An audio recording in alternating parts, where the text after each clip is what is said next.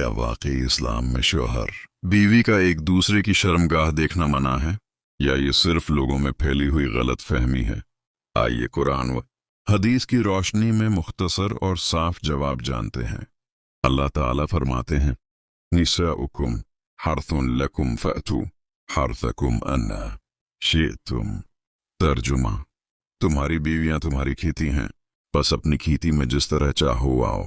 اسی طرح حضرت ایک ہی برتن سے غسل کرتے تھے۔ یہ حدیث صحیح البخاری اور صحیح مسلم میں موجود ہے۔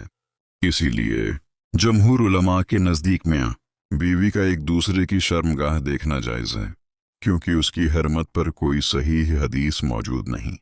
البتہ اسلام حیا، ادب اور پاکیزگی کی تعلیم دیتا ہے، اس لیے ہر معاملے میں حدود شریعت کا خیال رکھنا ضروری ہے۔